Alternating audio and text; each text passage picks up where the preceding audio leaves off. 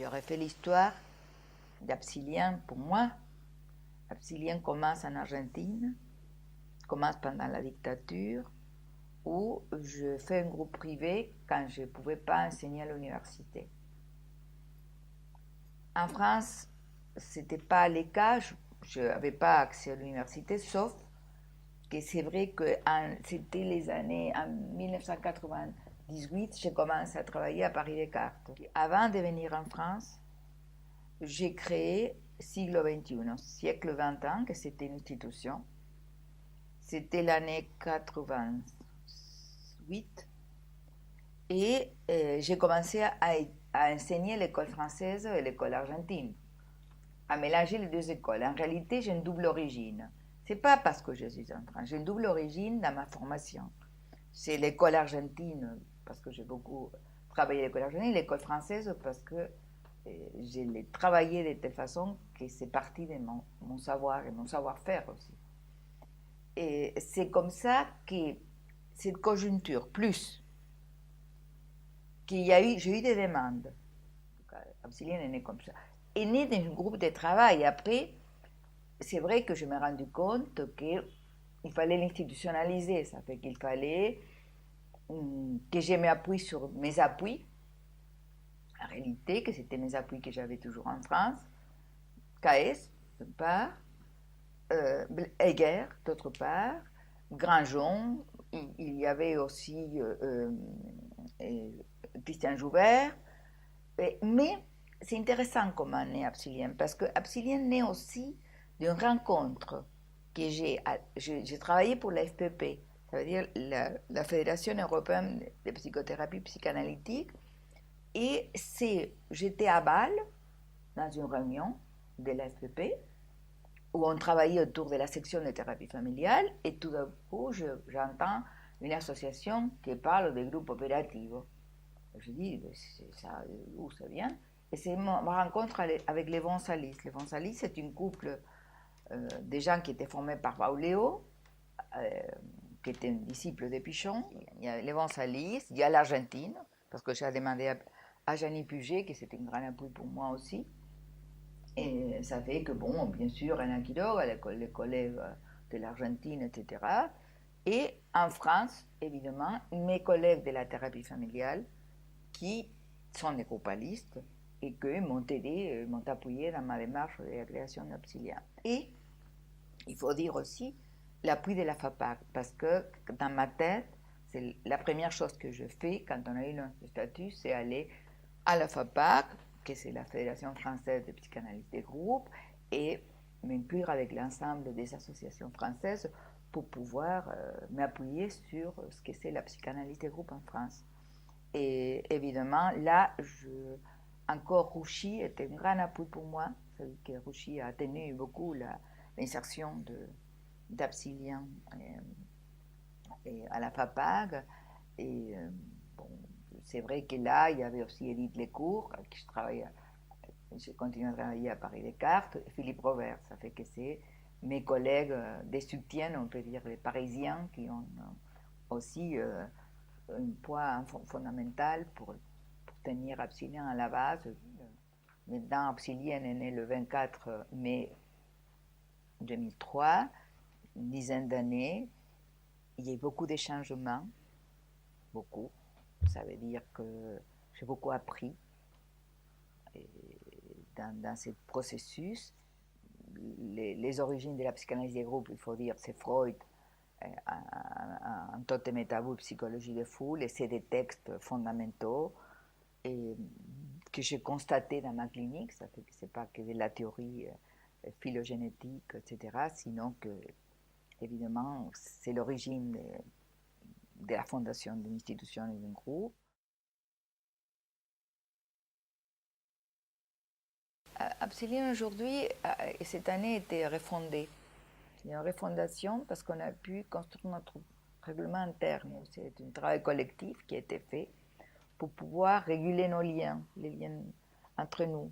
Je pense que la question dans les institutions, c'est comment on laisse les portes ouvertes, on ne s'institutionnalise pas trop, parce que sinon on ferme les processus de créativité, mais en même temps, comment c'est établir une régulation dans laquelle il y a des codes stables qui permettent qu'il y a des protections dans la liaison. C'est ça la question du règlement interne qui fonctionne comme une sorte de dispositif interne de régulation de liens pour pouvoir nous observer à nous-mêmes. Ça, c'est mon sujet sur le fraternel. Il y a toute la question du lien de pouvoir qui apparaissent dans les liens et dont me fait parler beaucoup appris par rapport à l'organisateur politique. Ça fait qu'en réalité, tout mon travail des institutions, dont Absilien est parti, m'a permis de parler d'un organisateur politique dans les liens. Ça fait d'un organisateur dans lequel il y a des liens de pouvoir qui se pas seulement pouvoir dominer pour détruire l'autre, sinon pouvoir exister. Absilien, c'est vrai que me donne beaucoup de matière pour penser comment tout ça se configure.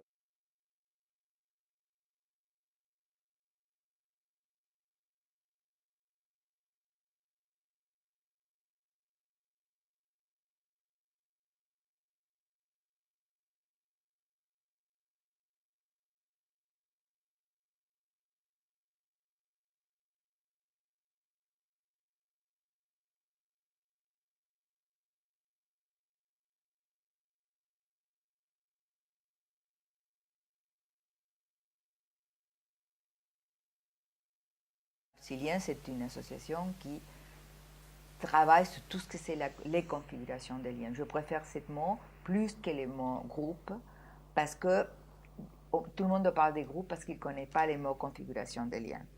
Le couple, ce n'est pas un groupe, c'est un couple, c'est un lien diadique, mais c'est une configuration des liens. En tout cas, je préfère cette dénomination. C'est intéressant parce que pas tous les groupes sont pareils. C'est-à-dire que chaque groupe a une spécificité, des formes des organisateurs particuliers, des configurations de liens très spécifiques à chacun. C'est pour ça qu'il faut étudier chaque configuration. Ça fait qu'on étudie les liens en général, mais après, il y a des configurations spécifiques qui donnent la place à des dispositifs spécifiques pour pouvoir faire des recherches et comprendre la souffrance dans cette configuration de liens particuliers. Et il faut penser qu'Absilien s'appelle Absilien REC.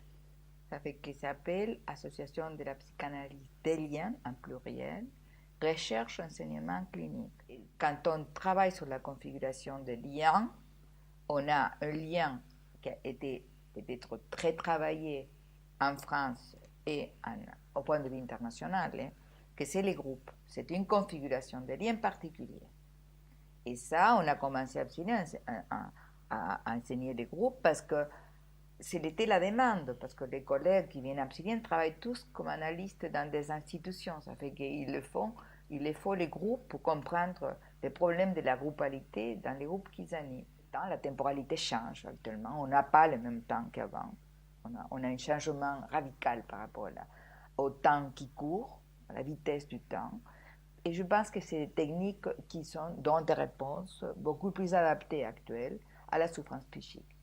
Ça fait que, évidemment, Absilien maintenant est en train de voir un peu les passages, l'articulation entre les différentes configurations de liens, les troncs communs à toutes ces configurations de liens et la configuration spécifique parce que les dispositifs des groupes, les dispositifs des couples, les dispositifs des familles ont des problématiques particulières. Je pense qu'Absilien, pas seulement va pousser au niveau de la formation, de l'enseignement, sinon qu'il faut ouvrir dans les champs de la recherche. Il y a beaucoup de travail de recherche à mettre en place. J'espère que les futures générations vont se brancher sur cet acte de recherche. Il y a la journée scientifique qu'on fait chaque année qui prend une allure beaucoup plus intéressante parce qu'on commence à être reconnu. Ça fait qu'on a des intervenants de pointe chaque année. Ça veut dire les contenus des journées, c'est très intéressant. Et c'est très original notre dispositif parce qu'on travaille en grand groupe. Ça veut dire que c'est un autre objet de ma recherche.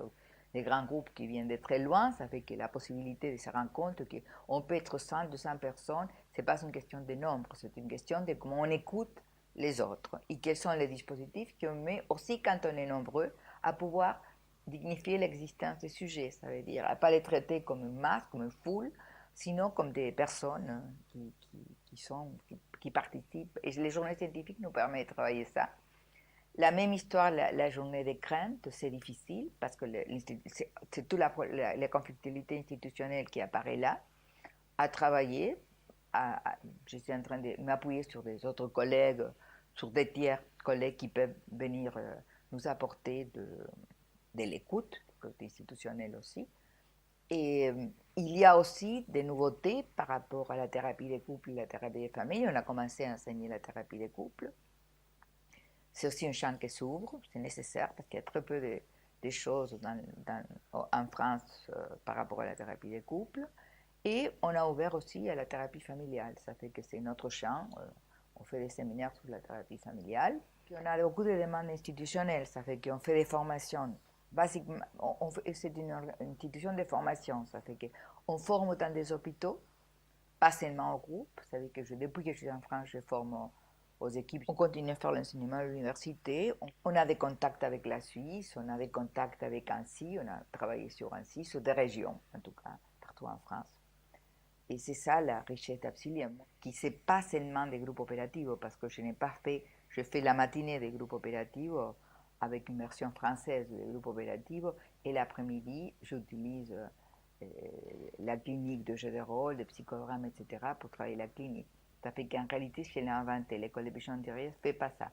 En réalité, c'est une application de techniques qu'on utilisait aussi à l'école des pigeons rivière, pas les psychogrammes, sinon utiliser la multiplication dramatique, c'est une technique que j'utilise aussi dans les séminaires de crainte à l'animation des groupes. Je ne vais pas faire ce que je fais, parce que ce que je fais, c'est unique, dans le sens que c'est le résultat d'une analyse d'une demande, d'une adaptation au contexte pour voir les moyens qu'on a. Et toujours, il faut faire ça, il faut analyser les demandes, il faut analyser les ressources qu'on a pour pouvoir voir après qu'est-ce qu'on peut faire ou qu'est-ce qu'on ne peut pas faire.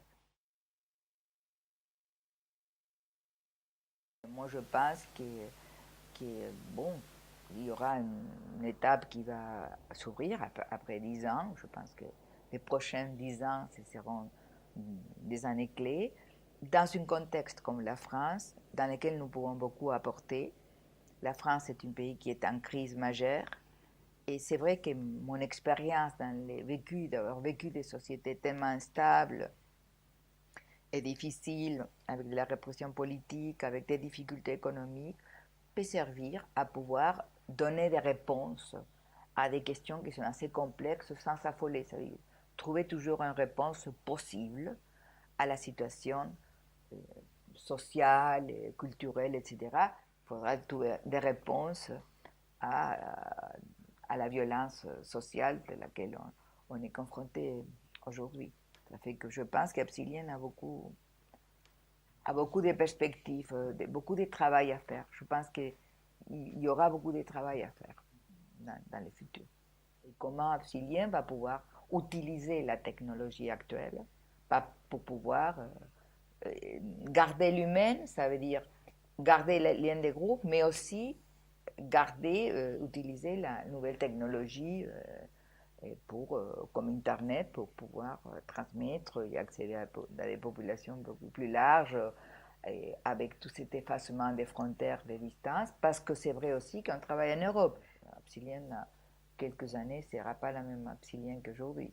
Je l'imagine autrement. Il y a des choses que peut-être je ne pourrais pas m'imaginer parce que c'est le hasard ou la nouveauté imprévisible qui donnera des choses auxquelles moi je pense qu'il faudra s'adapter toujours. Ça fait qu'il faudra innover et pas rejeter la nouveauté, c'est attaché à des modèles classiques. Il ne faut pas être classique. Il faut reprendre les origines pour faire une autre chose.